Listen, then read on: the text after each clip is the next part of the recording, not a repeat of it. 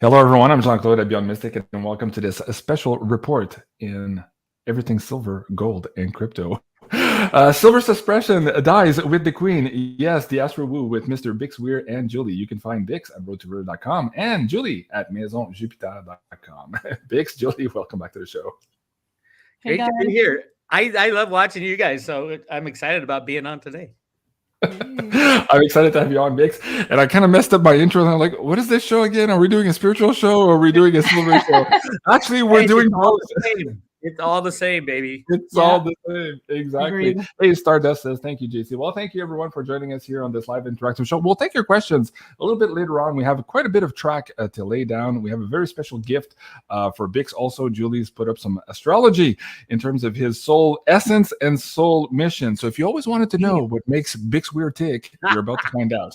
And of course, we're going to get into all the shenanigans at the LBMA, the COMEX, the Queen's death, how that relates to perhaps the end of silver suppression. And we're also going to have a surprise guest at about 3:45 today, who's also going to be talking about the cost of borrowing at the SLV, what's happening at the COMEX, and perhaps much more in terms of the inventory supplies with gold and silver. So, guys, okay, so I want to ping the guys in the audience. Do you want to do the embarrassing thing for Bix Weir right now? Do we want to make him sweat a little bit more and do that at the end of the show? What do you guys say? Let me know if you want to do that right now. Just type in right now, or if you want to make him sweat a little bit, just type in sweat, and we'll take a quick poll. I think we need to get it over with quickly. Well, we'll wait for the audience's direction there, Bix. Right. Julie, quickly here while we wait for this live survey from the live chat. What are the energies this week? I know last week we did this show on the full moon. We're still in this crazy retrograde. What does that mean for everybody here? Different audience today, maybe. Explain that briefly so we understand what energies we're dealing with.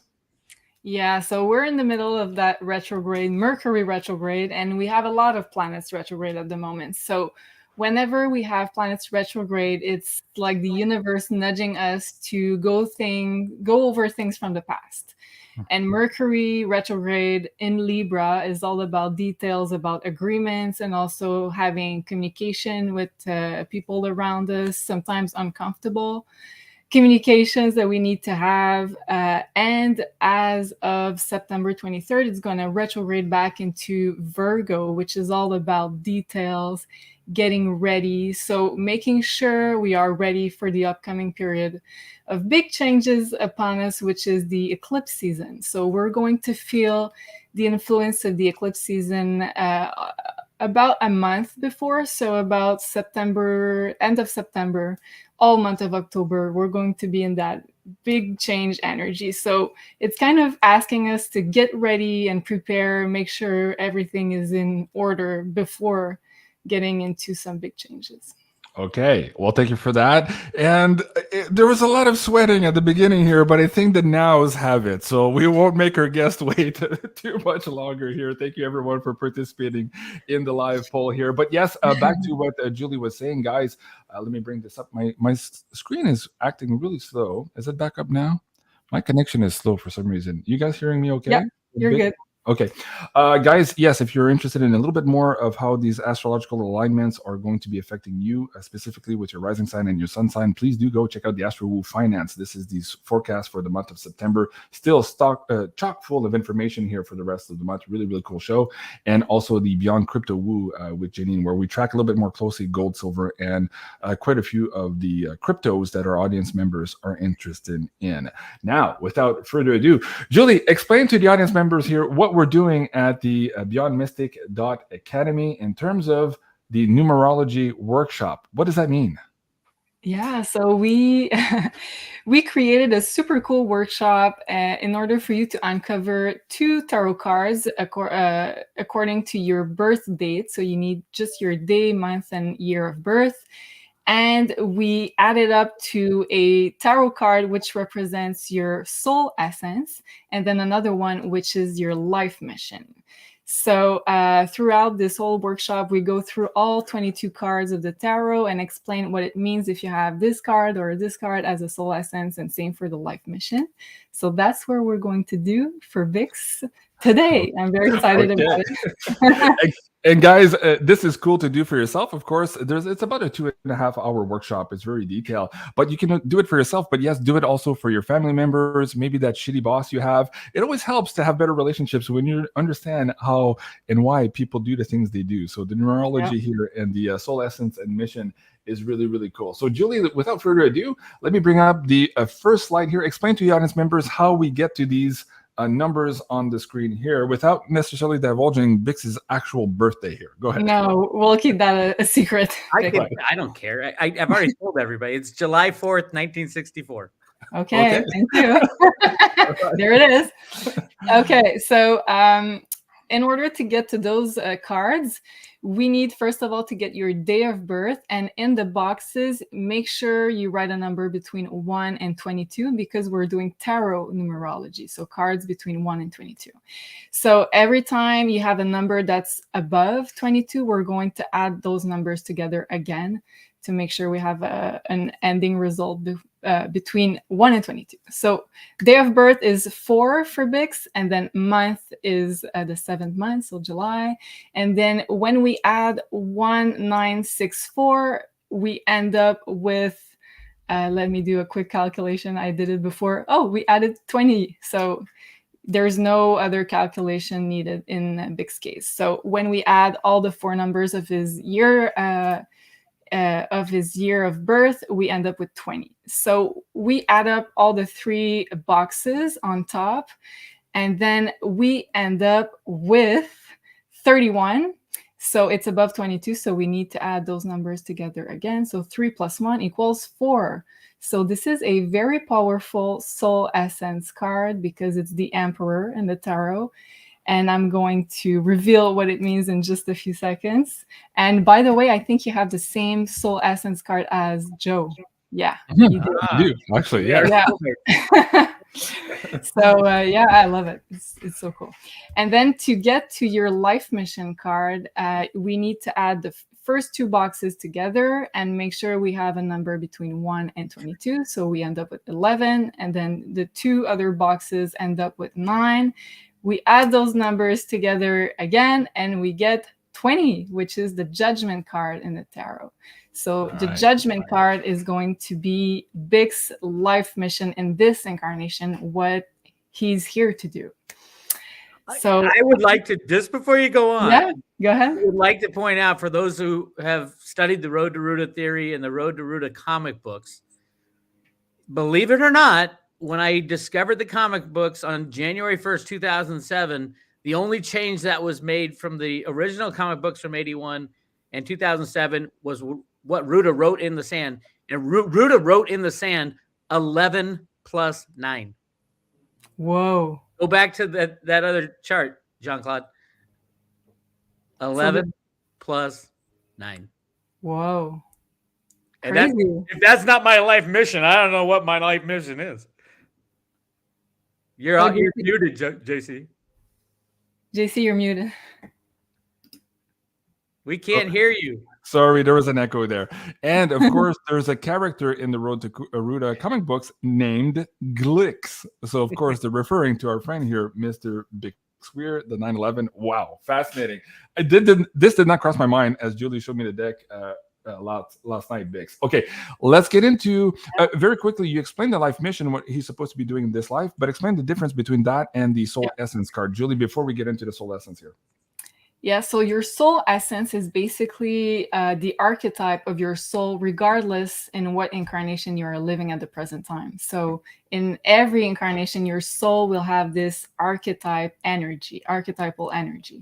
And then the difference with this, the life mission card is in this incarnation, in this present incarnation, what you are here to do, what you are here to learn. So basically, what's your archetypal life mission? So that's the difference between the two. Okay, and let's get into the soul essence card here for the Emperor. And of course, the first thing that comes up is the divine masculine. We were just commenting how divinely masculine Bix was with his pink shirt here before the show. Go ahead, Julie, explain. But you know what? I love it because it takes a real man to dare to wear pink and to be able to really, no, seriously, to share your divine feminine energy as well, to be able to be balanced. For sure. So I love that. So yeah, as a soul essence, it means if you have the Emperor, it means that you're very much expressing this divine masculine energy as something that you already mastered in past lifetimes. Because if it's your soul essence, it means that it's something that you've mastered already.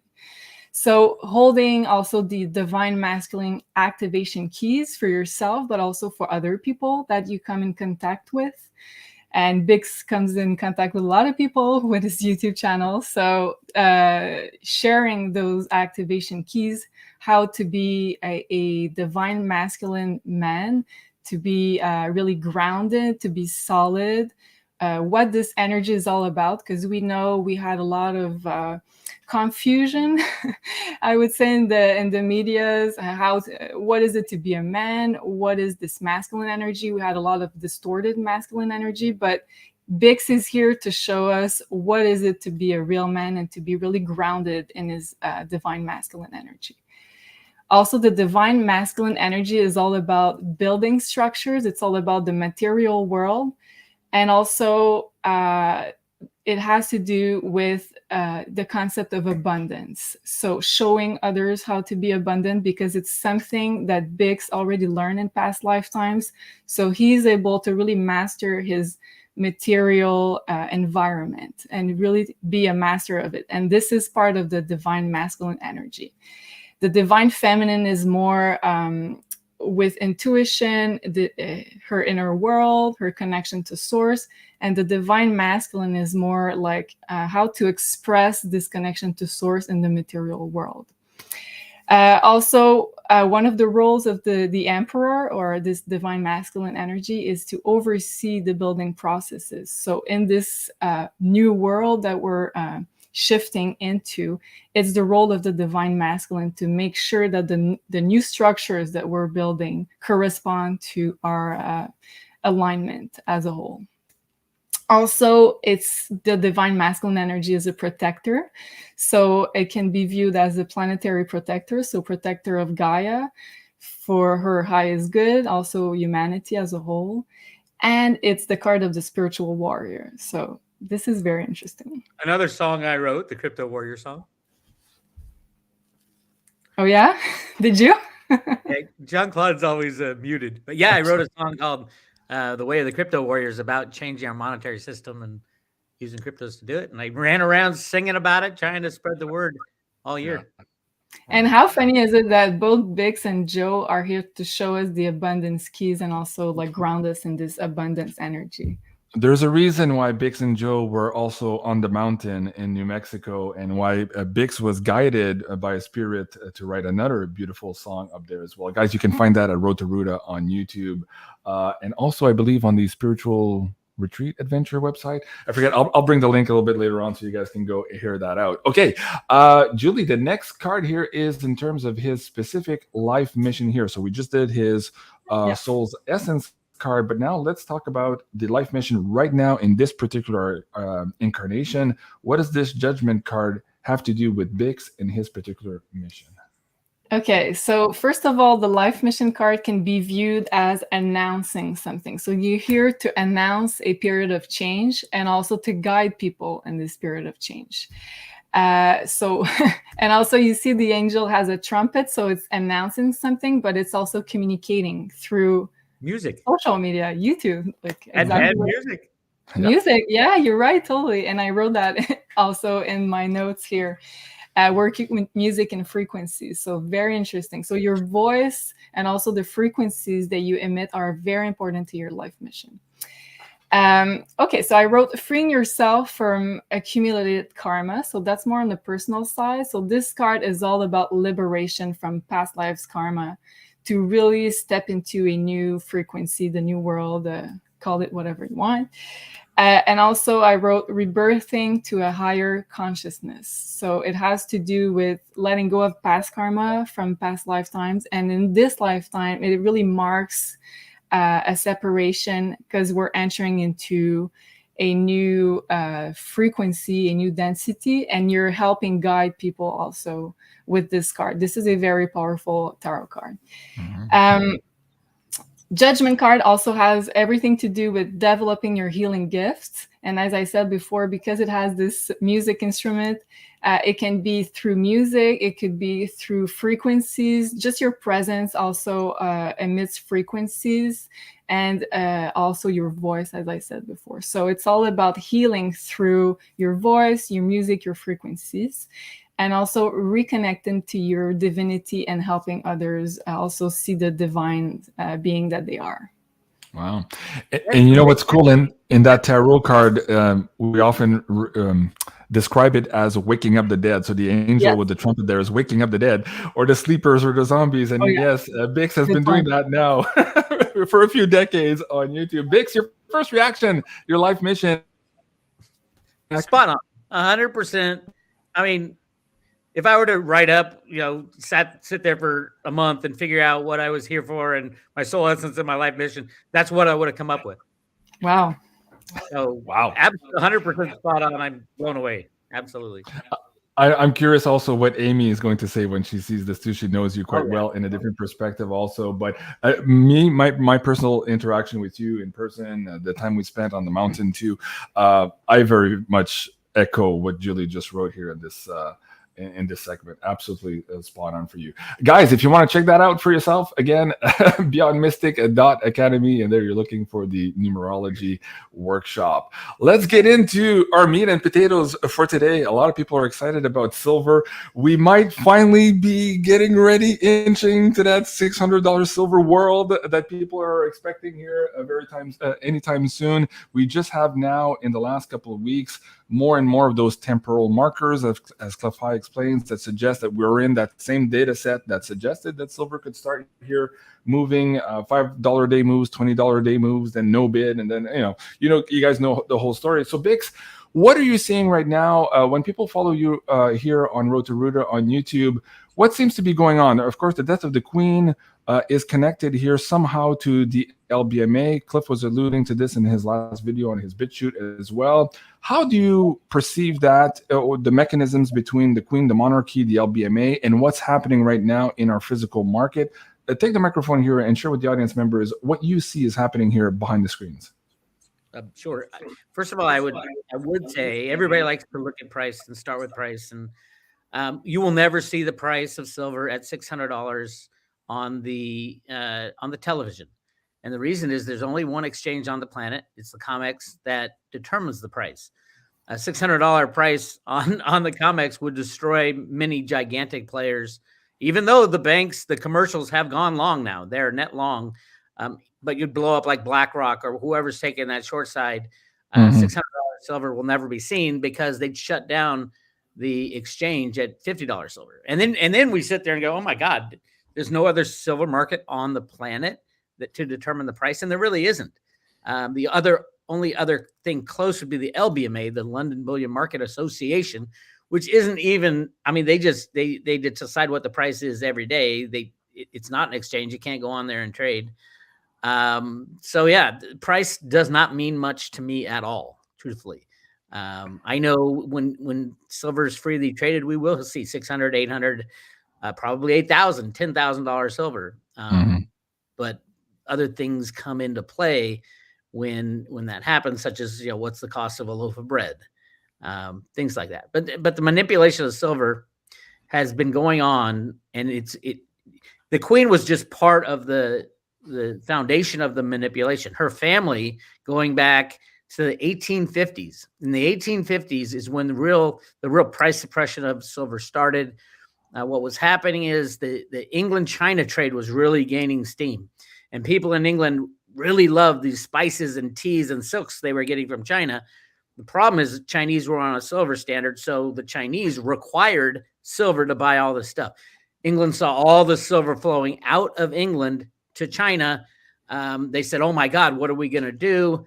They set up a bank in China with a specific goal. The bank is called Hong Kong Shanghai Bank. Specific goal to get the people of China addicted to opium.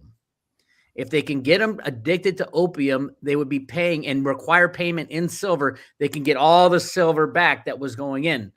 And so they did. The government tried to stop it. That started the opium wars of the 1850s. That bank today is called HSBC. Very same bank. Might have seen them in the news in the past 5 or 10 years. They're the largest. They've so egregiously abused the financial system. They have been nailed with the largest money laundering, the largest drug running cartels. They are the bank of the criminals. But wait a second, Bix. Wait a second here. The mainstream news tells me that Bitcoin is the worst money laundering scheme ever. You're telling me here it's HSBC? Come on, that doesn't make any sense. Yeah, if you ever hear a regulator say, "Oh, we can't have cryptos because of money laundering," it's like, take that finger he's pointing at you and turn it right back around and point it to him. He's the one who allows the money laundering, the rigging of the markets. Rustam Benham, the head of the CFTC, back when the Wall Street silver guys were getting the silver squeeze going, he's the guy. The head of the regulators said we had to tamp down the price of silver so it didn't go over $30. That's the head of the regulators, and they did through a scheme of leasing silver through JP Morgan, Bank of America. Ultimately, roundabout, I think it's going to Warren Buffett, who's coming all the way around, which my latest revelation is going back into the U.S. Mint. They're making silver eagles.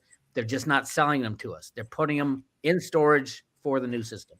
Okay, hold on for that. I want to get back a little bit deeper on that one as well. So you just mentioned two things here. First, the CFTC, regulators, non-regulators, they're pissing off the rest of the world. And also you mentioned the LBMA. So this is not all happening in a vacuum here. Yes, we have the death of the Queen, but we also have this. Alistair McLeod was reposting this, I believe, from Zero Hedge and King World News, that Russia is now moving to replace the LBMA.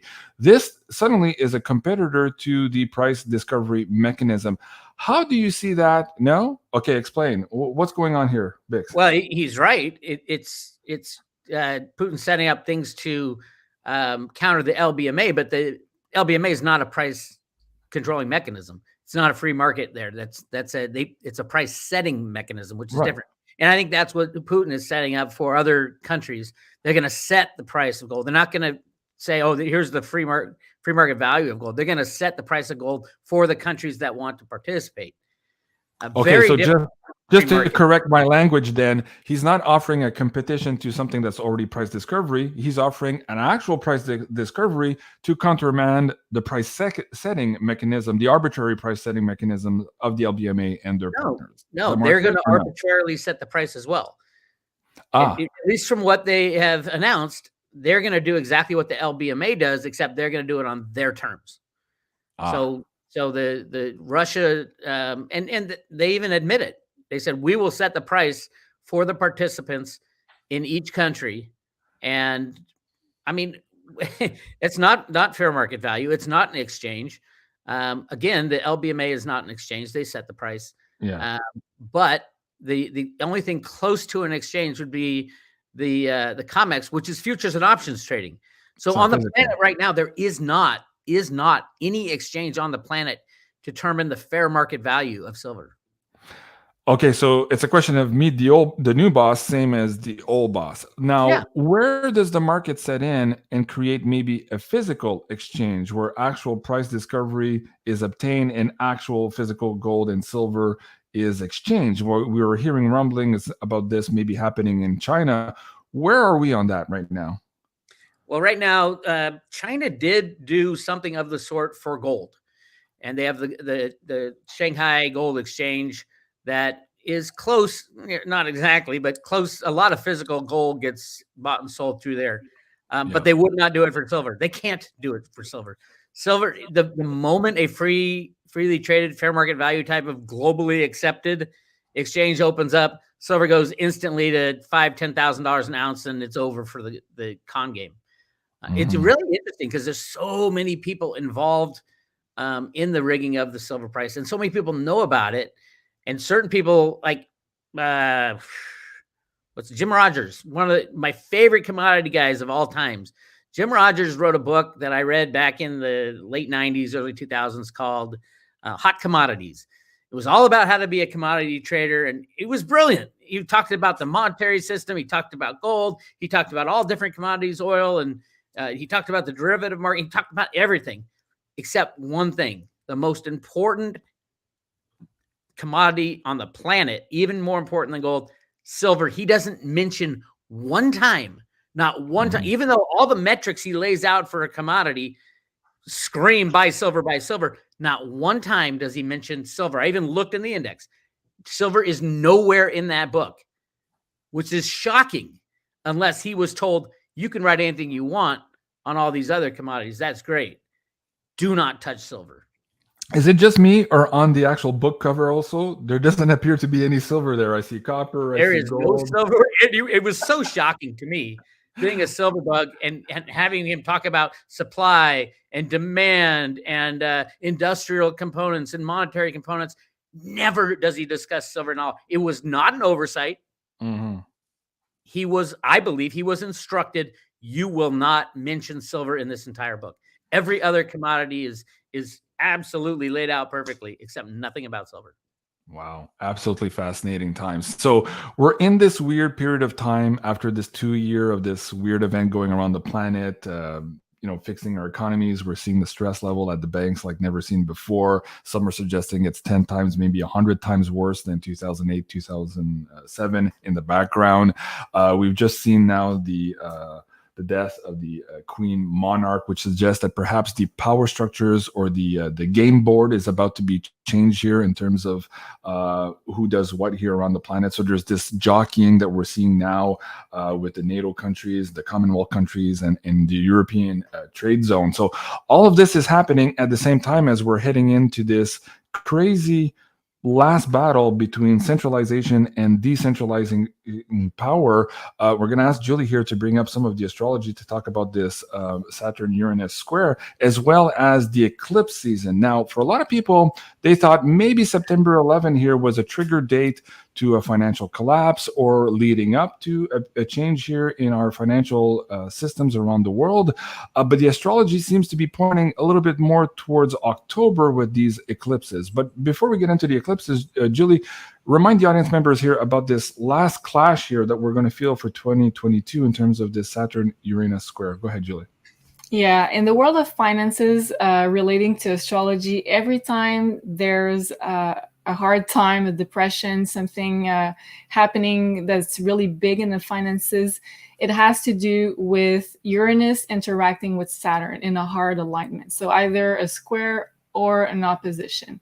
And when this cycle started of Saturn-Uranus meeting together, it was the beginning of globalism. So because Saturn in Aquarius talks about control of the distribution of resources, which is Aquarius, also trying to stop this shift to the age of Aquarius, where everybody is can live with money, abundance, and a fair amount of resources. So it's kind of trying to put control in there to stop the people from freeing themselves through money. So this lasting square, so it finishes up this whole Saturn-Uranus cycle that was started a long time ago. So this is the last square between those two planets. So every time we have a hard alignment, remember, there's something, a crisis in finances. So this is the last one we're going to have for a while. It happens, we're going to feel it throughout the month of September and also October. I feel like maybe the most intensely felt dates will be around the eclipses. So probably I would say beginning of October till the end of October. And basically Saturn is all about trying to control, trying to restrict, trying to keep the power. Saturn is the planet that's relating to the powers that be. So this trying to controlling all the resources, this type of 1% of people owning everything, and all the rest owning nothing. So own nothing and be happy. I think that's what they said.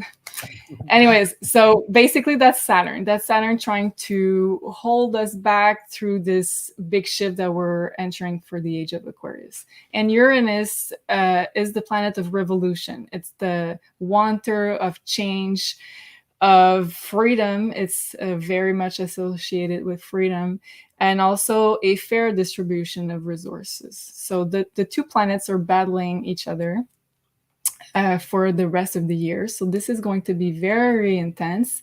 And we're already feeling it in September, but October, it's going to get a lot more activated with the eclipses. And every time we have eclipses in astrology, it means big changes in the world, big fated changes. Okay, I'll bring up both eclipses here, one after the other, but I wanted to maybe put this in the context of the conversation we're having today. Saturn maybe being the forces of the old powers that be, as you say, trying to keep powers with perhaps this introduction of the CBDCs and all of these digital IDs and passports, a la Klaus Schwab there, the biological, the digital, all of that being merged into one big control system, whereas Uranus is more going towards the sovereignty of human beings, the ability to recreate your own organic economies, as opposed to having this overlaying system of energy extraction matrix, perhaps, that we would describe today. So very good, Julie. Thank you for that. Now let's look at the first one. You just said I think it's exact, yes, on October 4th, but we're already in the orb of that. We're feeling it now in September. But the first big date here, October 25th is that first eclipse. So let's talk about this one here and what that could entail.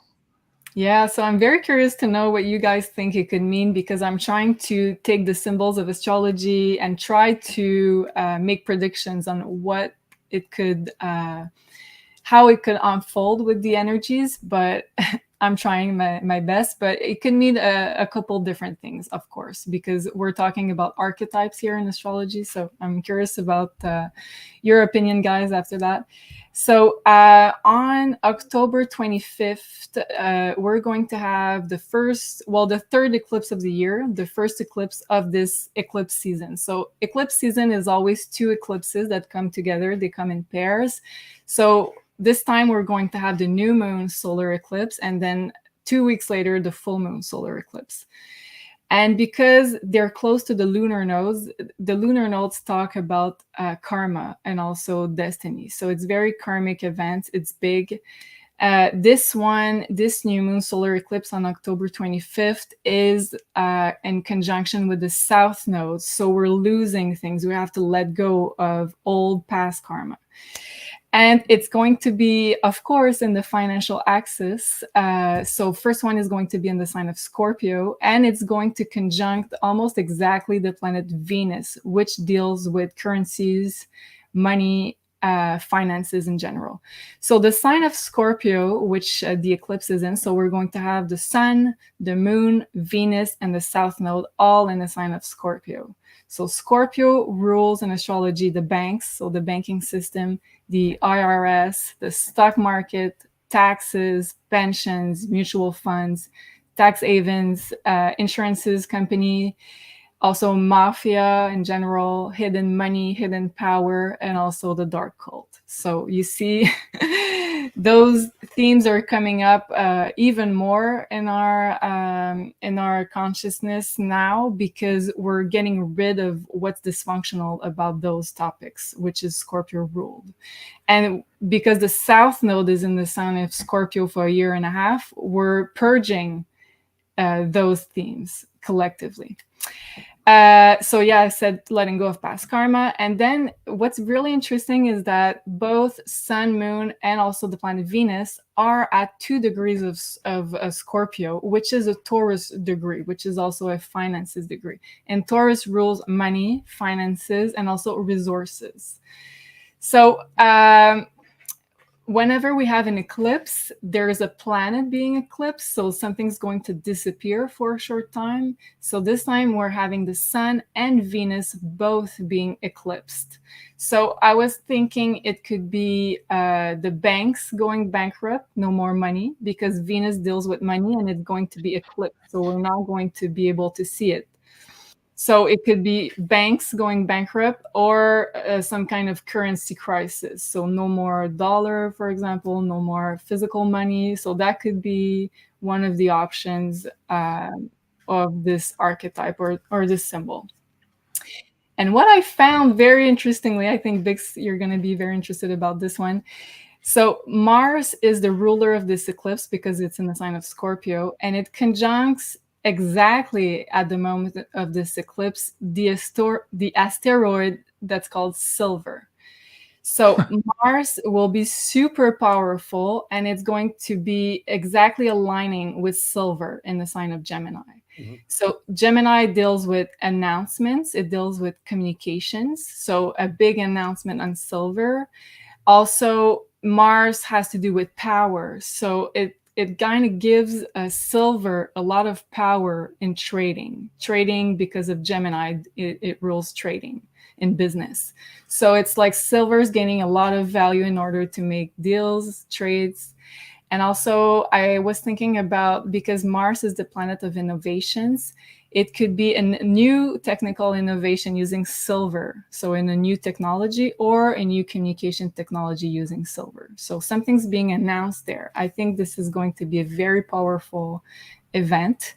And because also Mars is going to station retrograde. So whenever a planet seems to not move in the sky because it's about to turn retrograde, it says that it's even more powerful at that time. And it's an Aries degree, which is the degree of power, innovation, new innovation. It's a cardinal sign. And lastly, an eclipse, the ancient astrologer used to say that during an eclipse, a solar eclipse, it would mean a male public figure would be eclipsed. So potentially dying, or sorry? Bye, Joe Biden. Yes. I was thinking of another one, but that could be the case very well. And during a lunar eclipse, it would be a female public figure that would disappear. So, yeah. Okay. BIX, your first thoughts here. There's a lot here in terms of, banks, bank runs, no more money. We're hearing rumblings of this, of course, in China, other countries right now. And as we know, like sometimes this rot or this cancer starts at the periphery and then eventually makes its way to the center. Are we looking at this here? And somebody was saying just a second ago, I think I started the comment here. Doyle was saying, wow, I'm hearing October 3rd, 2022 from Clefai being on the table here. So that's one day just before the maximum energy here of this Uranus Saturn square. How does this fit in with? Just add something there? Yeah. I put the exact date of the eclipse, which is October 25th, but eclipses are very widely felt. So it's a month before to about 6 months after. So it cannot exactly be the actual date, but the whole month of October will be under this influence. Wow. Okay. BIX, your first thoughts? How do you tie this in with your own research here? My first thoughts is, yeah, that's exactly what it would look like as this thing falls apart. All these chaotic things happening. Everybody wants a day. When's the day? I mean, I could tell you a day in 2008. It was September 11th when everybody was pulling. I think the good guys pulled out $5 billion from the money market funds, and it was glossed over. And then the drama happened over the next few months. As far as the day, to me, the knowing that this is a multi-generational type of thing, the queen will be buried on the 19th as per the law of the queens and kings. I think that's the final day of the head of the City of London control over this stuff.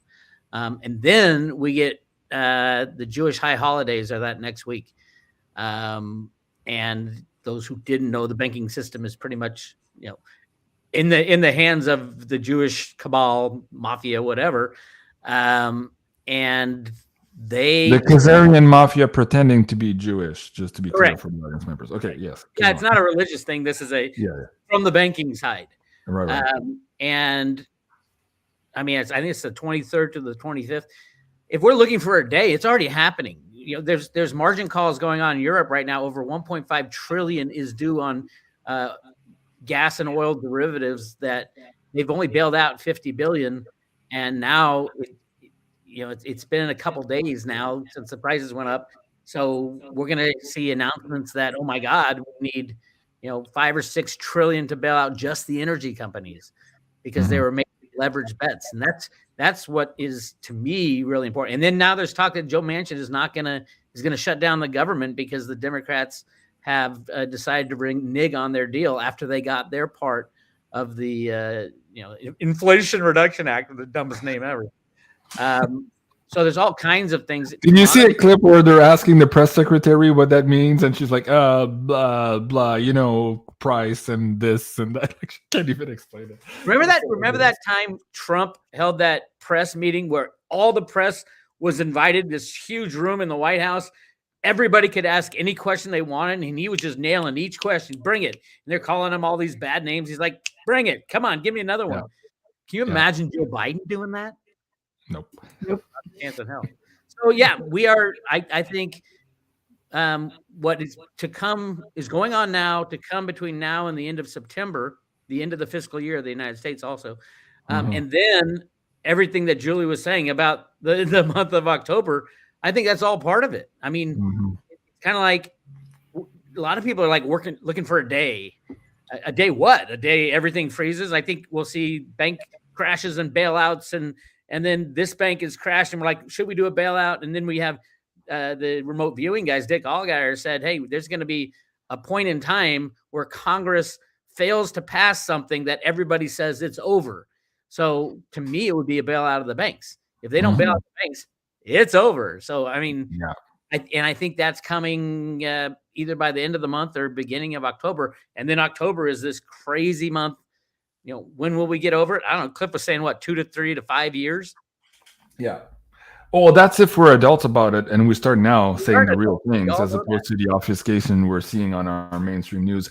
Guys, go check out Crypto Viewing. Yes, there's a lot of stuff here. I'm going to ask Dick to come back also. It hasn't been on for a while. The last time we talked about this prediction here about the adjourning for the last time here at Congress, the congressmen were puking in disbelief, loss of power. All of these key words here seem to be aligning perhaps here with the narrative of these eclipses. So do go check that out. And I wanted to remind the audience members also, BIX was just mentioning here, this was a senator or a Republican Senator Paul Kinjorski here admitting what BIX was just saying here, the run on the banks there in 2008 and how close we came to this total collapse at that moment. And for all intents and purposes, if you listen to BIX and the Beholtos of the world, we're there now maybe times 10 times 100. So they have kicked the can down the road, but at a certain point they're going to run out of road here. Is this the time frame? We don't know. There's still that go ahead, Bix. I'll keep my thought for myself. Go ahead. I do think it's a time frame, but I also think there are good guys behind the scenes. I have no doubt. I have been exposing them. Maybe not a good thing, but that's the road to root of theory. There are good people behind the scenes working on a solution. They've been working on a solution to this problem for over 100 years now. If they don't have a pretty decent way forward, not a CBDC, not central bank control, not losing our liberties, but something that, like it was characterized in the Road to Ruta documents, we return to a gold standard where we go to, it wouldn't be a bank because the banks will be shut down, like the post office, and we can redeem our US dollars, not Federal Reserve notes, for gold or silver. A redeemable physical standard is the only thing that work. You can't back a currency anymore. Trust and faith are gone. The people that we rely on today will have no trust and faith in the financial system. Janet Yellen's not going to make the call. Klaus Schwab's not going to make the call. The IMF's not going to make a call. We're seeing that now, Bix, in other aspects of our lives, and we can't get into too much details here on YouTube, but the social contracts are broken, and people felt like they've been lied to, at least for the last 2 years here. They're starting to clue in on that, and they're making that assumption, and this is part of the awakening process, like, wait a second, if they were really lying about this one, were they also lying about this and about that? And then suddenly you're down this rabbit hole and people don't trust anymore. So any new initiative or replacement system will be looked at from a very different eye than, say, maybe after World War II, where everybody was feeling patriotic, was trusting their governments. Yeah, let's put Bretton Woods in place. It's all good. It's not going to work out this way. And Jim Sinclair says the same thing, maybe 2 or 3 resets. Kalfai also in his Webpod data also talks about these 2 or 3 resets until humanity decides how this is going to reset itself. So you're absolutely right on that. I see my guest speaker here is in the live chat here. We'll bring him up in a minute or two. Before I do that, I wanted to bring up the next slide also, Julie, for the second eclipse. So let's go through this one here very quickly, and then we'll bring up our special guest. But I wanted to address one comment. A lot of people are saying, when's the date? When's the date? And Bix is saying, when's the date? It doesn't matter. We're in the process now. And if you're waiting for a date to get organized and to take matters into your own hands, you're perhaps making a grave mistake. This whole idea here is that we're already well entrenched into this transition, and as Bill Holter was saying on our show a month ago, they've already pulled the plug. So we're seeing the results here unfold slowly, as it may be, just like when you go bankrupt, you slowly at first and then very suddenly. So don't wait for the date. Organize yourself as soon as you can. Julie, let's talk about October 25 and how this new moon solar eclipse will affect the audience members. Oh, so this is the one I just spoke about, so that would be the other slide. Oh, the next one over. Sorry. Yeah. Here you go. Yes. But I do agree with you. If I can make a point, Penny Kelly, she talked about, I think it was April of this year being the crash of the financial system, and the funeral would be in October of this year. So I very much agree with her on that point, because the last eclipses that we had was end of April and May. And I thought that we would have more disruptions in the financial system there. But as I understand it, it was a disruption, but behind the scenes. So something happened, something big happened, but behind the scenes. And I feel like this time it's going to be very public, those two eclipses, the funeral, as she calls it. Okay. So let's look at this next eclipse here. What do we have in store for the audience? Okay, so this one is going to be a little bit harder, because it makes what we call in astrology a T-square. So a T-square is like the hardest aspect you can have in astrology, which is three planets making a 90-degree angle each. So it points to an apex, and this planet on the apex is Saturn. So Saturn in Aquarius, which is going to be a tentative of control, of putting some rules, constraints. So this is going to be an interesting one, and very intense in the energies. And also lunar eclipses are always very intense. It's like a full moon on steroids. So it's very, you can feel it in your emotions. It's very dense as an energy. So this one is also going to be in the financial axis, and this one is going to be in the sign of Taurus, which is a sign of money, currencies, resources, energy. With very much aligning with the planet Uranus, which is drastic change, revolution, the rebel, the freedom seeker. So these are the themes that we're going to experience around this eclipse. So this one is 2 weeks after the one that we just had on October 25th. So this is November 8th. So in the sign of Taurus, it's all about money, currencies, resources, energy, natural resources, and also nature. And it's conjuncting the point, which is not a planet, the North Node. So the North Node means big changes, karmic changes, in order to go towards our collective evolution path. So, and when we have Uranus there, it's quick, it's drastic. So big changes in a very fast way. And because it's at 16 degrees of 16 degrees of Taurus, sorry, this is a Cancer degree. So we could see issues around nationalism, borders, so countries trying to preserve their own resources around this time.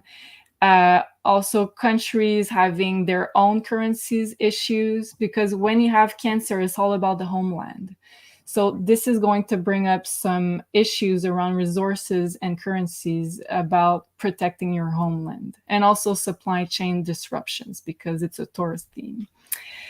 And because of this T-square is always a choice point in the astrology. So it's like the tensions is so high that it's pushing you to make a choice on which timeline basically you want to be in. So I wrote on the last points, I wrote two paths. So it's either a choice to reconnect with nature and a more organic way of living, or choosing an inorganic environment. So complying with the WEF and all that you guys know already. So basically it's like two timelines splitting, the way I see it. And because Saturn is going to be on the apex of this T-square, it's like the crash of globalism for me. Drastic change in currency's value. There's probably also going to be a crypto war, so decentralized versus centralized, that creates a lot of chaos, because Saturn is trying to rule and to centralize all the resources and our future of the economy. Whereas Uranus is trying to decentralize with the use of, let's say, Bitcoin, all the cryptos that are not centralized. So this, I feel, is going to be a big war because it's activating this square between Saturn and Uranus. So a lot of chaos to be expected, unfortunately. And I feel like silver undergoes at this point a drastic change of values because it's going to be connected with Uranus, which is drastic change, freedom seeking. And we can also expect, last point, social unrest, new social structures, social constraints because of Saturn being very highlighted during this eclipse, and maybe more crypto regulations. Wow. So, yeah. What's interesting there, you just mentioned the currency crisis, and it very much feels like it's going to be every man for himself. So they're all going to be pulling to try to survive this particular transition. Again, the silver there you had in the first eclipse, a big announcements about it, and here a change of value here also. BIX, before I bring up our guest, your first thoughts here on this particular full moon and how that also lines up with some of your research and time points. Yeah, I mean, it's kind of like, what will chaos feel like? What will chaos look like? I do believe that just from studying the U.S. Mint for so long, 20 years of FOIA requests, all kinds of things I have done with the U.S. Mint, they claim with a letter from the Mint director that this year will significantly increase production of one of our most popular coins, the American Eagle 1 ounce silver dollar. They claim to be increasing production of the silver dollar, yet you look at their website and you look at the premiums people are paying, they're not even going to hit 20 million ounces, and they hit 47 million ounces in 2015. I did a reading with Jenny Moonstone today, and we believe that they are making the coins. They're just not giving them to the public. They're preparing them for the new monetary system. Wow. Okay. Well, coming in to help us make sense of all of this data is the one and only Andy Schectman. You can find him at milesfranklin.com. Mr. Andy Schectman, welcome back to the show. How are you? Oh, JC, it's been too long, brother. BIX, you're looking handsome today. Hey, you're looking great. Julie, nice to see you again as well. And always good to be here with you, JC. I've missed you. Awesome. Well, Andy, I'm glad to have you back. We're adding some of the astrology here to the fall season. It seems to be lining up with a lot of the narratives from the spiritual world, but also from the technical analysis standpoint. There's a lot going on here, and I wanted to bring you up here. You and I were privy to a couple of emails in the last week. There's a couple of things here happening, perhaps the potential for a silver short squeeze. Alistair McLeod was also saying, hey, there's something happening in the background here. We might be getting close to that nickel moment we had earlier in the year in the nickel market here, but for silver, can you start building the road here for the audience members to understand what's happening with the silver supply and where all these players are at right now in terms of being either short or long, and how that spells perhaps a disaster here or an end, as perhaps some are suggesting here, to the manipulation, seeing now that the Queen Monarch has left the stage. Andy. Yeah, it's a great point. You know, there is definitely something going on in the silver market. Let's start with the fact that the commercial bullion banks are net long over 5,000 contracts right now, over 25 million ounces. I've been doing this 33 years, JC. I've never seen that before. The commercial banks are always the ones that are suppressing the price. They're always the ones that are net short, and it's to manage money traders that are net long. And you mentioned the nickel market failure. That is really, in my mind, where it all centers from. When the nickel market failed on the London Metals Exchange, it was the first time in the 140-year history of that exchange where they negated a trade. They bailed out a Chinese businessman who was on the wrong side of that bet, would have bankrupted him. And instead of backstopping it the way the exchange is supposed to do in order to maintain and accentuate the legitimacy of the exchange, in fact, they negated their trade and backed it out, and everyone on the other side who would have been enriched was screwed. And I think they told the commercial banks at that point, get your damn house in order, because the short position in silver the concentrated short position in silver not only is the largest on the COMEX market by a large magnitude, which is the definition, as BIX will tell you, of manipulation, a very large concentrated short position, or any position that's concentrated and held by a very small group of people that's that large, but it's many times that of the nickel market.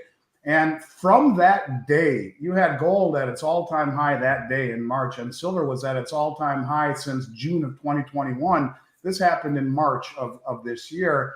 Since that day, we've seen the managed money capitulate. In other words, what happened at that moment in the midst of 40-year high inflation and a war and all the craziness is I think the commercial banks absolutely clobbered the price of silver and gold, clobbered it. And at a certain point along the way, the managed money said, damn it, we're out.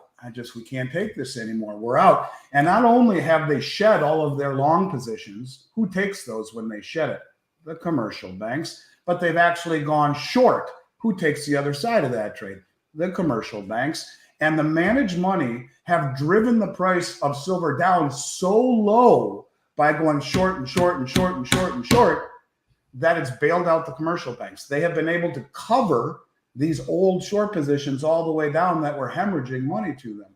And so now, for the very first time that I have ever seen, ever, the most sophisticated, well-funded, well-informed traders on the globe, the commercial banks, are net long roughly 5,100 contracts. Last time I looked, over 25 million ounces. But it's even deeper than that, you guys, because look, over the past 4 weeks, we've seen over 28 million ounces of silver drawn off of the exchanges and the ETFs of the world.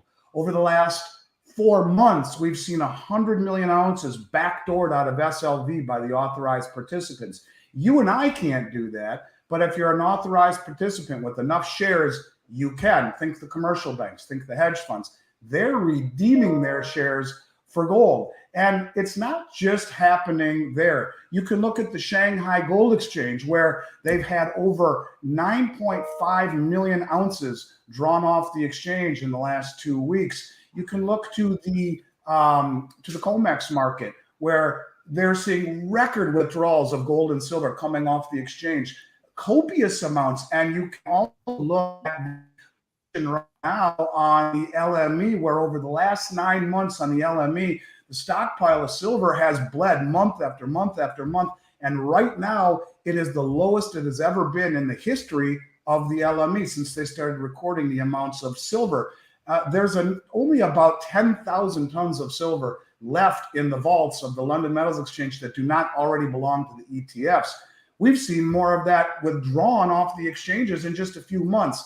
So I point to you this: the biggest money in the world is bleeding dry the LME, the COMEX, backdooring it out of the ETFs.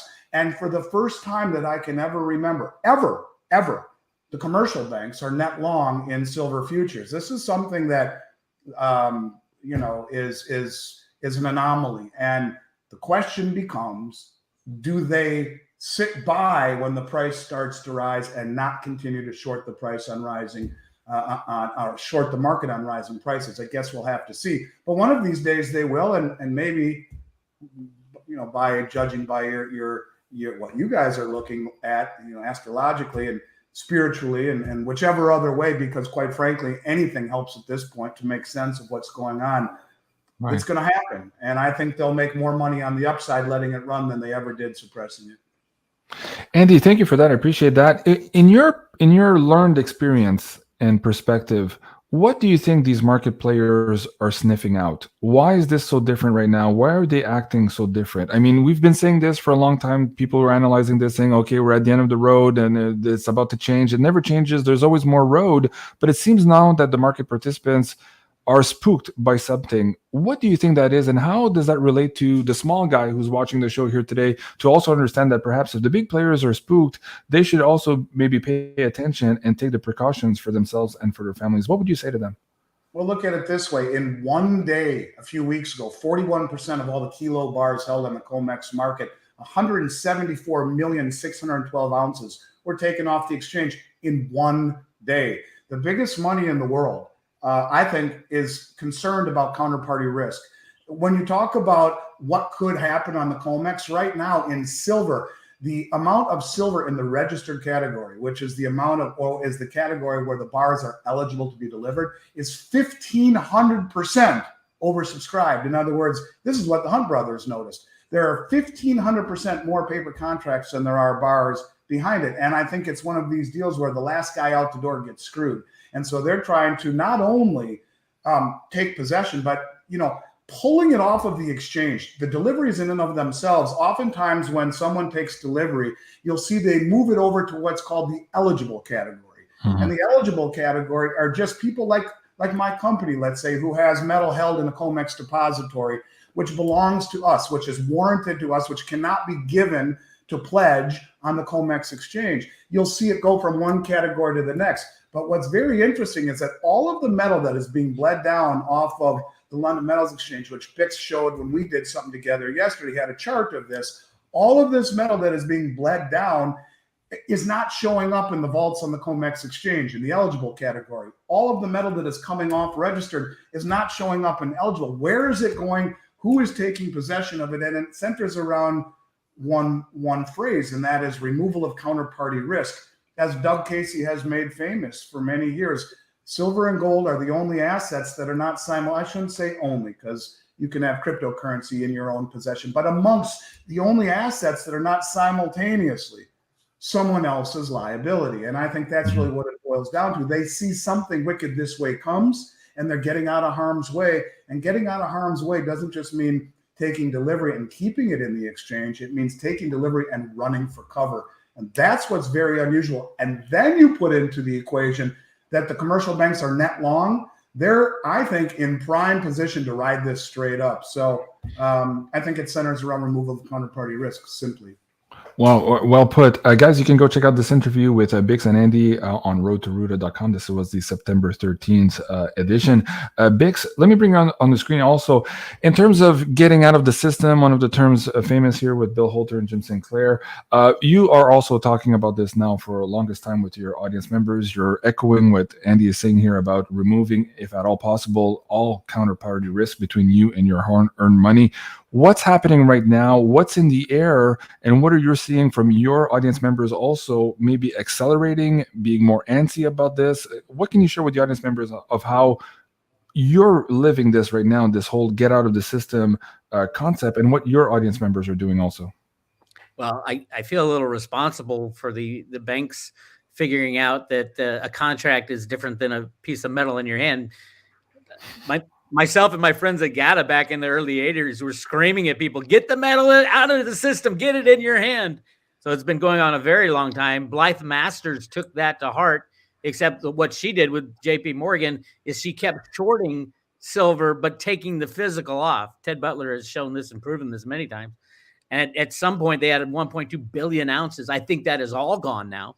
I think it has all gone through leasing through Bank of America, which ultimately I mean, my ticket ended up with Buffett, who's going to give it back to the U.S. government. But the concept that there's a difference between metal in your hand and metal in an ETF or metal in storage somewhere, the banks are finally keying into this. And the crypto people have known it for a long time. Get your cryptos off the exchanges. It has to be in your own possession. If there's any third party, no matter how nice they are, between you and your metal, you might not get it back now, especially now. So I think that's what's breaking out and why we're seeing these inventories collapse at an ever increasing pace. They're not just taking one big delivery and then moving on and they'll refill it later. They're all getting out. Everybody's getting out of the system. And the best way to do that is with silver, in my opinion. I think if you have gold, I think you should swap it for silver at 90 to 1 or whatever the relationship is. But now is the time to get out of the system because the system is breaking apart at every level. And ultimately, it's going to be those who have the metal in their possession who get to not necessarily profit, because the world after this is going to be really crazy and ugly. And Cliff High said it best when he says, you're not going to like a world that has $600 silver because everything else is falling apart as well.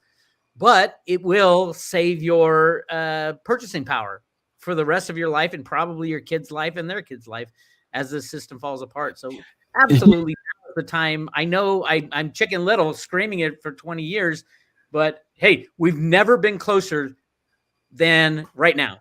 In the entire 20 years I've been doing this and all the things I've watched, we've never been closer than right now. Right. And Cliff High did redress his $600 "you won't like the world when it happens" to actually, yes, it'll be difficult, but he's positively optimistic because we'll be from that point on the correct timeline for humanity. So, Julie, I'm going to ask you in a second here to look at this Saturn-Uranus square and how that rebel energy you just talked about, the desire to become sovereign, will affect the audience members here too, in terms of that energy to take over their own personal finances here moving forward. But I want to ask Andy first. Andy, we're seeing rumblings here. I'm just going to bring up a couple of charts. This one was from, I believe, Dave Kranzler. We're talking about this potential setup here for a short squeeze brewing at the COMEX. I believe Aleister McLeod was also talking about that. Can you, in layman's terms, explain to the audience here what that means, first of all, from the market participant level, but what it could mean for the ability to source metal for the people watching this show and the premiums they're going to pay to source it also, Andy? Well, that's exactly what I was just getting at. The commercial banks have hoodwinked the managed money into going record short. And if you take the long positions of the managed money and the short positions and you aggregate them, they are massively short. And if you look at the swap dealers there, and unfortunately you have to take the producers category right next to it as well and add them together, both long and short, you'll see that the commercial banks are net long 25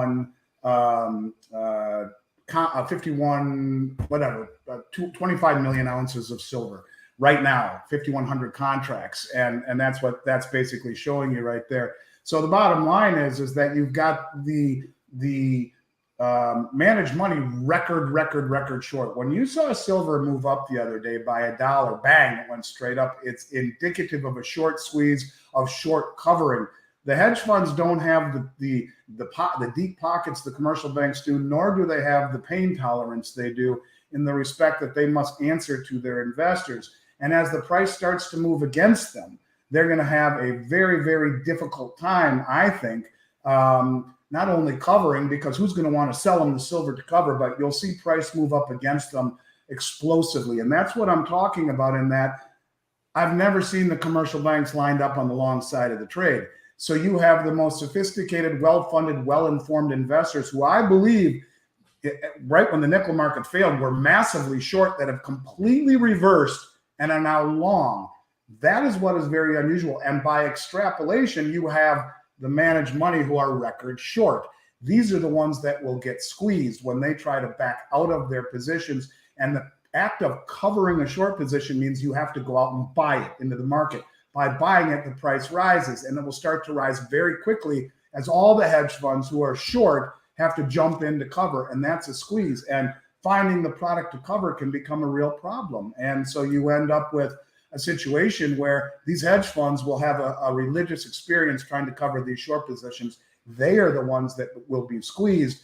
And this is the old concept of the commercial banks sometimes losing the battle, but typically almost always winning the war. This is the war that they will win when the price starts to move against them. They'll already be sitting, as BIX says, on their deck chair with a beer in hand as the managed money scurries to try to get out before they're literally bled broke. Mm-hmm. Well, the best way to win at a musical chairs game is to take your chair and leave the room. Keep it with you. So that's happening right now, guys.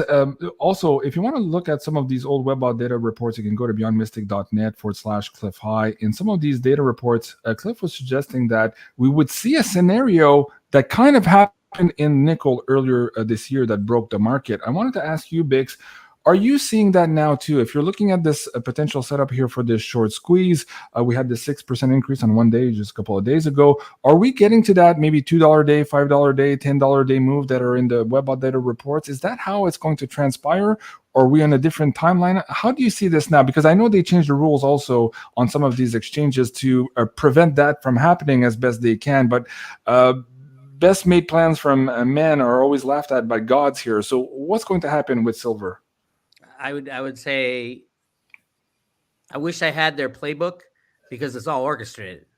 The price is not real. I mean, if a commercial makes money over here, he can collude with a managed money guy and say, okay, I'll lose 10 billion in silver over here. You give it back to me in 10 billion in FX trades, and we'll call it even. And we'll fool the market into thinking this is truly a fair market value type of proposition when it isn't. It's a lie. It's a con. So I wish I had their playbook. I know it's mapped out. I do believe the good guys are taking that playbook and say, we're going to shut down the exchanges. We have to shut down all the commodity exchanges. It might not even be silver that's the instigator. It might be a problem with corn. Jenny and I were talking about that today. And remember, corn is not freely traded either. No, there is no free trading anymore when you have hundreds of thousands of derivatives trading in microseconds. Right. So I wish I had their playbook. It very easily could go $5, $10, $20, and then they try to settle it around $48, $49 and have that the new price level. It's not free market trading though. These are derivative trades going back and forth, and there aren't winners and losers unless they want to get rid of somebody. Like they wanted to get rid of Bear Stearns, so they took him out. They didn't want to get rid of other companies, so they bailed them out or gave them profits over here in the hog futures and had losses over here in gold futures. But it's all orchestrated. A company called Virtu Financial does most of it, which is a high frequency trading company that front runs everything, kind of like Citadel. They're talking about building the next latest and greatest crypto exchange that all the banks are going to participate in. And who's going to run the show? Virtu Financial and Citadel. This is a con. The whole idea of free market trading has been long gone ever since the invention of Alan Greenspan's very first computer programs in the 1970s. We have not had a free market trading in anything since then. That's my take. Right. Casey, very good. 1 second. Can I add one thing to that? So go ahead. what he said is spot on. It's exactly true. And the countries who are accumulating all of the commodities in the BRICS nations, Brazil, Russia, China, India, South Africa, all of these countries that are coalescing against the West right now, they haven't bitched because they've been the ones accumulating it. But I don't know if you noticed a little story that came out a week or two ago on how Russia is now in the midst of building a new metals platform domiciled in Russia, in Moscow, that they want to, as they put it, break apart the Western manipulation on the London Metals Exchange and on the COMEX. Now, here's how simple it would be to do it. They, just like the London Metals Exchange, say in the article that they want to issue an AM and a PM fix. Day one that it opens up, all they got to do is peg silver at $50 an ounce, where it should be way higher than that already. You peg it to $50 an ounce, and bang, just like that, all of the silver that is held in the Metals Exchange in London and on the COMEX will arbitrage as fast as you can get it to Moscow, so that they can make that huge profit right then and there. Same thing would happen with gold. Peg it at $3,000. Bang, it goes all over to the new Moscow exchange. Who are the countries that own all the metal? The BRICS. Who are the ones who produce it all? The BRICS. Who are the ones who are developing a new they will be backed by a basket of commodities? The BRICS. Who has every intention of not bitching when the West manipulate the price? The BRICS, because they're accumulating it. Once they've accumulated it all, then they issue the new exchange, which they said they're going to do. They peg it much higher than it is on the West, and anything that is left, the crumbs that are left in the West, will scurry over to the East to arbitrage at that moment, and the Western exchanges are then exposed for the fraud that they are, and the whole portion of the world, which represents close to 90% of humanity, the BRICS nations, and all of the countries that are joining on the Belt Road Initiative and on the BRICS Union, which represents 90% of the world, will now find a proper valuation in a transparent market where they're going to value gold and silver more realistically than the West, because it will not be in a market that is based upon futures. It will be largely cash and carry. And that's the way things are going. And when you look at all of the data coming out of the Swiss refineries over the last several years, where's all the metal going? That way. They're the ones accumulating it all. And the only reason they haven't bitched to high heaven is because we have been subsidizing their acquisition. We have been falling right into their hands. We think we're so clever, making the dollar seem stronger than it is by stepping on the canaries in the mine shaft, the price of commodities. But guess what? They don't care because they're beating us at our own manipulation. Once they've accumulated all they need, they'll flip the switch, they'll issue a new exchange, they'll set the price much higher, and the arbitrage out of the Western exchanges will blow things up so fast that it'll just be, everyone will be like, what the hell just happened? And the East will be sitting on all of the riches at a fair price, and it will even go higher as the price is allowed to trade freely amongst what amounts to 90% of the world. And here in the West, we will just have given away all of the gold and silver at stupid prices, just like Gordon Brown sold all of his gold for the Bank of England at $252 an ounce. We're going to do the same thing. We're doing the same thing. And we're screwing the pooch for our children and our children's children and for the future of this country. And that's exactly what I see coming. Okay, I'm going to get BIX to chime in on just to respond to what Andy's comments in, and then I'll get back to Julie here for the Uranus-Saturn square and how the audience members can get out of the system here for this particular eclipse season. But first, yes, if you guys have any questions for BIX, Andy, or Julie, please put them in high caps now. I'll try to accumulate those. We have about 20 minutes left to the show, so I'll try to get as much as I can in there. So BIX, a quick rebuttal here to some of Andy's statements about the LBMA and this news story here that Russia might be trying to replace it somehow. Go ahead. It wouldn't be a rebuttal. I 100% agree with Andy, except that the moment that they open this up and start and any metal starts flowing towards Russia is the moment that they stop the LBMA and COMEX flat and say, oh, no, we can't do that. Basically, that announcement and the implementation of it is an announcement that we know what you're doing and we're going to take advantage of it. They're taking advantage of it now quietly. The moment it happens, and like Andy said, they set the price of $50. The LBMA will shut down and keep all its inventory, and the COMEX will shut down and keep all of its inventory. They probably blame Putin like they so easily do and call it a force majeure, cancel all the contracts. I think that's more likely than allowing Putin and China to do what they're doing now. I don't think they're in any hurry to set up an exchange because they are soaking up the metal at cheap prices because of the criminals within the West. They know the game. The head of Saudi Arabia oil came out and said they're playing games with the price of oil with the derivative contracts. It's just a joke.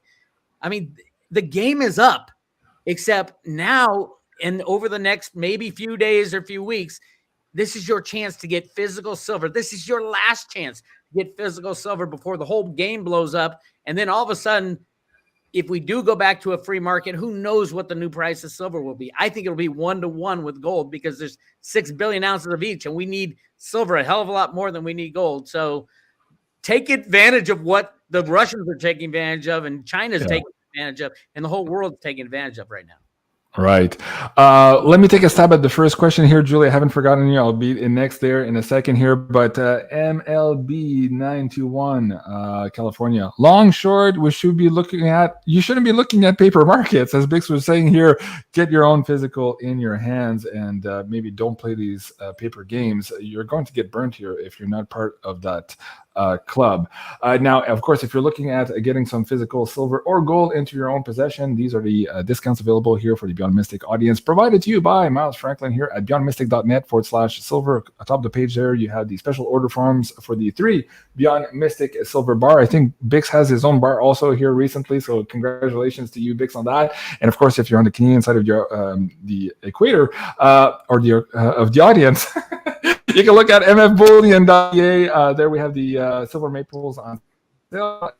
And inside, we have a bunch of these. Hold on, I need to refresh that. I believe, yes, we have the silver Britannias while supplies last here at $5.25 over spot, and also these new 10-ounce Valcambi bars at $3.59 over spot. So do go check it out at beyondmystic.net/silver. Julie, this crazy last conjunction here in terms of the centralizing versus decentralizing power. How do people use that energy to perhaps either ameliorate their own position here, to become a little bit more sovereign, to get out of the systems, as Bix Weir and Andy Schectman is saying? And how do they use those energies as also to perhaps convince or help their friends and their family members also do the same here while the time lasts. As Bix is saying here, the hour is nigh. Go ahead. Yeah, well, the astrology is pretty simple in regards of what we can do to help our situation, because the North Node in astrology is showing us what is gaining value, what is in high demand as of products or anything that's going to be in high demand. So this is the sign of Taurus. The North Node is in the sign of Taurus for a couple of years. So Taurus is all about, well, first of all, food, natural resources, energy, and also the moon, which represents silver in astrology, is exalted in the sign of Taurus. So it kind of tells us that silver is going also to be in very high demand. Taurus is related to anything that you can touch and feel, so physical possession of assets. Also, it's related to land or property. So basically, it's everything that you need on a day-to-day basis, but physically. So having those assets physically for you. So food, prepare for energy, prepare, do you have a roof over your head? Let's hope so. If you want to transform the money you have, it will be very supported with silver, but also land, as I said, property. So anything that's going to make you more self-sufficient in regards to food, energy, and also money. So this is Taurus, basically. And so we understand that these astrological bodies will affect different people in different ways depending on their sun sign and their rising sign. For the people who want to maybe get a hedge and a leg up here in terms of getting out of the system and maximizing their energies, what do you have for them here at maisonjupiter.com in terms of their personalized birth charts, and how can that help them get a little bit of a leg up here in terms of playing this crazy game we're in? Yeah, so on maisonjupiter.com, we make, I make, I say we, but Sophie's here too, but on the consultation side. So I make birth charts. So it's your own personalized birth chart with the planet of, the placements of the planet you were born at the exact moment. So basically, it's like a blueprint of all the possibilities, all the energies that that can be utilized into your life to make the most of it. So it talks about your life, your career, your money, how you can invest in a more in the best way possible for you. So basically, it's like a blueprint on how to really get your hand on the best expression of those energies for you in your life. Okay, well, guys, you can check it out at maisonjupiter.com, and if you use BeyondMystic as a coupon code, you'll get an extra 10% off. Translation: yes. Maison Jupiter is also Jupiter. So it's House of Jupiter in French. So maison is house in French. So it's House of Jupiter, maisonjupiter.com. And what's the etymology behind the naming of the business? Why did you call it House of Jupiter, Julie? A lot of people ask it, and I don't think we've ever answered that. That's a good question. Well, Jupiter is the planet of abundance, first of all. It's a planet of teaching. So, and also it's like the planet usually that says of good fortune, wisdom. So these are all themes that I associate myself with. And it was part of my mission to really start Maison Jupiter. So it was teaching, but also good fortune, wisdom, sharing the wisdom. So yeah, that's why I chose Jupiter. Okay, very good. I have a few questions in the queue. Before I do that too, though, I wanted to ask Andy, a few people are asking about inventory. I did bring up the specials for this week here in terms of the Britannias and also the Valcambi bars. A lot of people were worried that perhaps a few billionaires were getting together and buying all the Silver Eagles. BIX was reporting at the beginning of the show that they've increased production, yet they're not giving it to anybody. So what's going on with the Silver Eagles, Andy? And in lieu of that, what's the best bet for people here who want to get a physical silver from you guys at Miles Franklin? Yeah, so right now, the Eagles, we're one of only 27 U.S. mint distributors in the world, and the U.S. mint has done wonders for my career. It's probably the biggest achievement of my career, but I have a hard time recommending their product right now. The term I used with BIX yesterday was inefficient, and he corrected me and said, no, they're not inefficient. The people there are great and they're very efficient. It's just that they're not being allowed to do their job properly. And I'll buy that. Whatever is going on, it's very strange because of all of the 6 sovereign mints of the world, US, Canada, Austria, Australia, United Kingdom, and South Africa, they're the only ones that have not only made it incredibly difficult to get product, but if we go all the way back, February 2020, the premiums have been north of $10 an ounce and have never come back ever, and show no sign of abating whatsoever. So as much as I love the Silver Eagle, I don't think it's the right place to be. And when you look at the fragility of the system, Queen Elizabeth dies and everything with her effigy on it. 3 of the 6 major mints, that would be Canada, the United Kingdom, and Australia, all have Queen Elizabeth on the back. All of us, when I of those coins, new ones is next to impossible. She will not be on the back of any coins any longer. It's going to be King Charles instead. And so, you know, supply is still decent.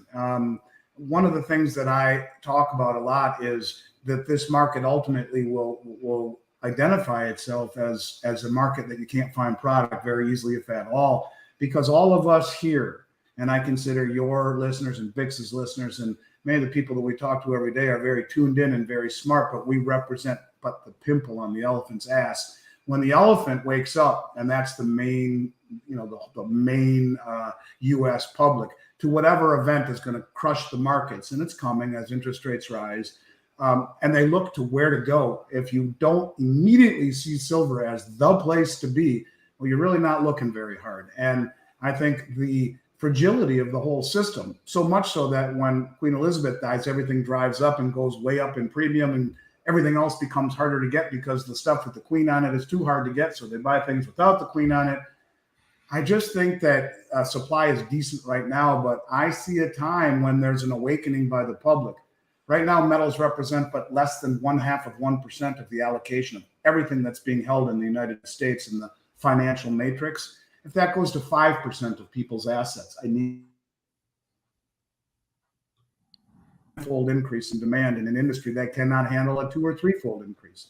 So like BIX was saying, yeah, get it. And it's hard. It's easier for him to say it because he's an analyst. It's harder for me to say it because I sell it. And people look at me with some skepticism. And yeah, he's just talking his book. But honest to God, I mean, I don't need to get in front of the world every day and say it's getting harder and harder to get and will ultimately be impossible to get, only to ruin my credibility. I truly do believe that is where it is going. And I think BIX is right. And I think we will reach that moment where there's that awakening, not just the expanded awakening that we've seen over the last years, but a real awakening to the mainstream, where the people who I see around me every day wouldn't know a silver eagle if it fell on their foot, are clamoring for it. And that's when it gets really hard to get. And so, yes, you accumulate it now while it's still massively manipulated and undervalued, but just look at what the biggest money in the world is doing.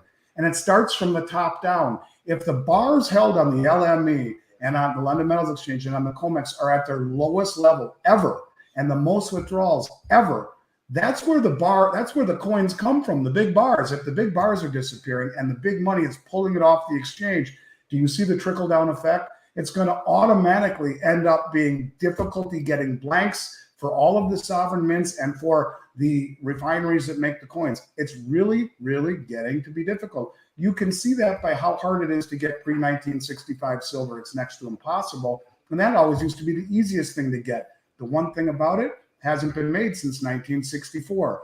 When the supply dries up, no one in their right mind is going to sell the stuff back at a profit to go right back into dollars and be right back into the same frying pan. They want to get out and run. And I think that's really the point that I will make here is that, yeah, if you're going to buy silver, don't wait until it becomes obvious to do it. That's not the right thing to do. You get it when it isn't obvious, when everyone else is blinded by other things. There's real value in silver right now. The availability is there, but I see a period of time when that's not the case. All right. And guys, on the Canadian side, I just brought it up now. If you were looking for the silver maples here, of course, with the queen on the back, you can get those here at mfbullion.ca, the weekly especially the 749 over spot in Canadian dollars. Now, what you just said, Andy, also, yes, you're selling your book, of course, you're a businessman, you're doing your job, but you're also walking the talk.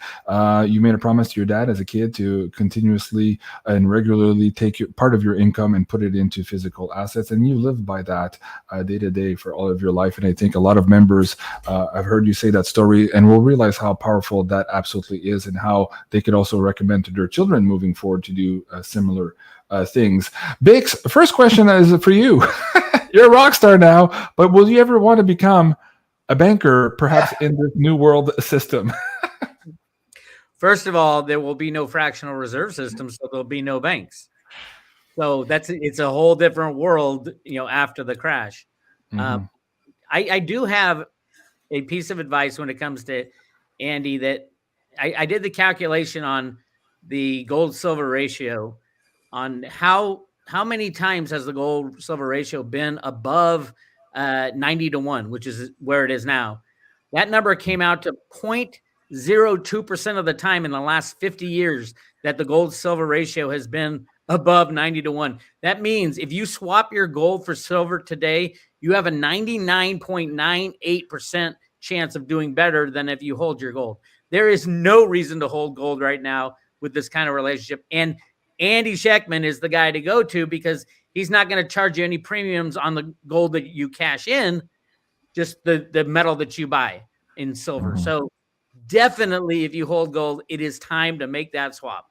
Right. And guys, if you want to do exactly that, you can reach Andy here at beyondmystic.net/silver. Just let him know what you're trying to do here. You can get the silver and gold specials. You can talk about the vaulting service. I have a question on that as well. You can discuss your IRA needs and perhaps also swapping, as BIX is just indicated. So beyondmystic.net/silver. The next question is about pensions, ocean waves. Maybe that ties in, Andy. What do people do with these pensions here? The government's promises to pay out apparently is diminishing by the day. We're seeing that everywhere. We're seeing a frantic move from police officer unions to teachers unions to get their pensions out. What do people do here on the small level? People watching the show here with that hard-earned money, can they roll that into silver-directed IRAs? Can you answer the question? And do you have maybe products available for them as well?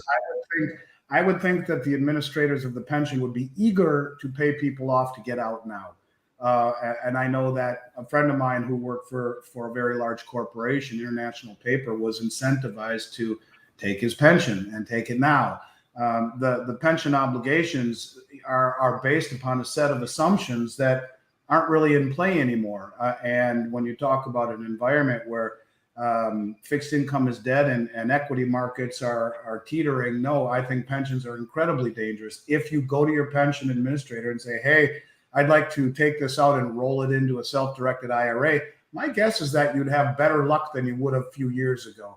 And I would think that they would be willing and probably excited to buy you out of that commitment to what ultimately can bankrupt the entire system. These pension obligations are seriously hanging over the corporations that have issued them, and that's why none of them offer them anymore, because it's a big obligation in an environment where it'll be very difficult to make good on those. So yeah, I think that's probably a fairly decent chance that would happen. Okay, very good. Ellen says she just ordered some Beyond Mystic bars. Thank you for that. I absolutely love mine as well. I just received the last one here. This is the 3rd edition of the Beyond Mystic bar. This is the Universal Love symbol, galactic symbol of universal love. So thank you everyone for supporting us with those silver bars as well. Let me see the next question here. Oh, this is interesting. You guys are kind of alluding to this though, but will having the Queen's head on the back of a coin add value eventually or devalue? Now, of course, for the people, maybe start here, BIX. Silver is silver is silver. You can melt it. You can't mess with the melt value. Let's talk about these premiums here and these specialty coins and what could happen to them here in the scenario we are describing moving forward. Go ahead. Well, first of all, you would have a floor on that coin, being you could always melt the coin down and have just pure 999 silver. But yeah, when the world finds out what the Queen was actually doing and the nefarious things about the crown, I don't know if people will throw their silver away which would mean, less supply if you're chucking your silver into a lake. Nostradamus says what imitations of gold and silver will be cast into a lake. that's a derivative market right there. I think that Nostradamus day is coming faster than we actually know. So yeah, I'm not a fan of I do somehow because they were cheaper. I ended up with a lot of the Queen's face on my coins. Might be talking to Andy about swapping those for some real coins, some real silver coins, like with a little picture of Ruda on the top. Very good. The next question is for Julie. Julie, how do you use silver to meditate and to use in your crystal grids? Why is adding silver here from the astrological perspective and spiritual perspective also important for the audience members? Great question. Well, first of all, it's linked to the 8th chakra, which is connecting you with your star families and your connection to source. So if you feel like you're in need to connect, to have more messages, to have and heighten intuition, it's really good to meditate with silver. Also keep it, I personally keep it under my pillow because it's like a protection for astral travel. And also silver is linked to the divine feminine energy, interestingly enough. So if you feel like your balance is maybe a little bit wobbly between your divine masculine, feminine, and masculine sides, it's really good for rebalancing this sort of equilibrium between the two. And what's interesting on that note also, Cliff High and his woo-woo buddies are also into the fact that there's something special in the human brain that reacts to silver. So it is very much the spiritual metal, and we're just now starting to understand perhaps what that means. So yes, BIX is holding his brand new dagger. It's a 1 kilo bar of silver. And what's the hilt? What's on the top? Well, that's aquamarine. This is for Amy. This is Amy's dagger. And then the Road to Ruta. Oh, I love it. Very nice. So yeah, I've had this dagger. A subscriber made another one for me, and then he made this one for Amy. 40 ounces of silver that I use, and when I go to spiritual war with the criminals in silver, it comes in handy. Trust me. Very good. And of course, Bix Weir is in fact a spiritual warrior. We just talked about that at the beginning of the show here with this big emperor card as his soul essence. And yeah, absolutely love that. Thank you, Julie, for putting this together and surprising Bix with that. I think next time we'll do Andy. We'll put him on the spot also. One last question before we go, guys. Baz. Is it Baz? No, wait, hold on. Susan. Okay. How high can silver go? Your thoughts, Bix, and I'll also ask Andy and Julie in closing. Silver can go to infinity because it's what it's measured against, which is the U.S. dollar. If you live in the U.S., the Canadian dollar. The answer shouldn't be in fiat money terms because it's the fiat money that will be collapsing when the derivative structure collapses. So it's just high. Purchasing power will be very high. The best way to think about it is the relationship to gold. I think it's going well beyond the 1-to-1 relationship. So we'll see what happens. Wow. And of course, Jen Sinclair, a couple of months ago, was talking about $98,000 gold just with the money they had admitted to printing in Q1. So imagine where we're at now. You're talking about over parity here. These are crazy, crazy numbers. But then again, we live in a crazy world. Andy, for you, where do you think? I think he answered it the right way. I look at gold and silver as, you know, sitting on the ledge of the bathtub, and the dollars that we measured against the water underneath it. You pull the plug on the dollars, and it's not how high can gold and silver go, but how low can the dollar go in relation to it. And to Bix's point, yeah, the geologic ratio right now coming out of the ground globally is 7-to-1.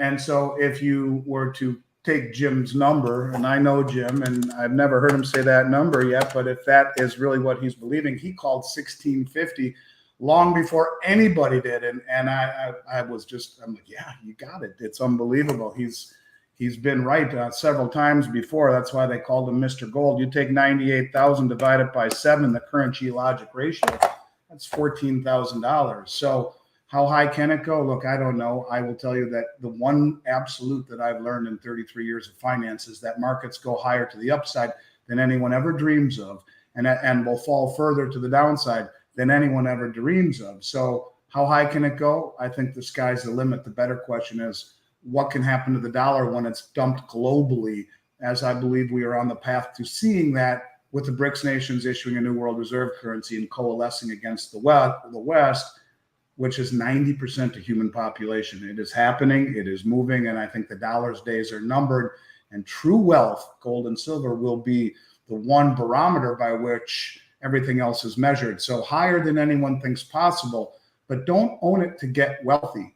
Own it to protect yourself from the currency cratering and vaporizing, and work backwards from there. So higher than anyone thinks, but it probably won't be the greatest time in the world when silver's at, 14,000 an ounce. A McDonald's hamburger, if they even still have them, will probably cost you, $400. So a $4 million Big Mac is on the way, of course. So yes, I said 98,000. It might have been 89,000, but you get my point. But if you want the from the horse's mouth, go check out Jim Sinclair Holter at jmmindset.com. JSmindset.com. Sorry, I got that right. Okay, Julie, for you, how high can silver go? Let's end on that note. Oh, you're muted, Julie. Hold on. You're still muted. There you go. Okay. I'm not the expert as it comes to value, but maybe I could help with maybe the timeline. I think it's connected with the eclipse. The first one probably on October 25th. It could happen before that because, as I said, we're feeling the energy of the eclipses about a month before. So it could be as early as end of September, but I think October will be a very pivotal month. Also, Mercury is going direct, so like trading will start to Mercury is the planet related to trading. It's gonna go forward again. I feel like as of October 10th, it's going to be in the sign of Libra, so exchanges are going to be there's going to be more exchanges and more trading. So I feel like as of October 10th, maybe 25th for the eclipse, I feel like this is an important window of time here for the value of silver. And of course, that asteroid there, the silver asteroid. Yeah, that's also in there. Okay, really cool. Thank you so much, Julie. Guys, for tonight, just a quick heads up. I've had to cancel the Wacky Woo show with Dave and Richard, Woo Woo Dude, and special guests. We had some conflicting issues with the schedule, so I'm just going to be removing this off the board here, and we will be back again, of course, next Thursday.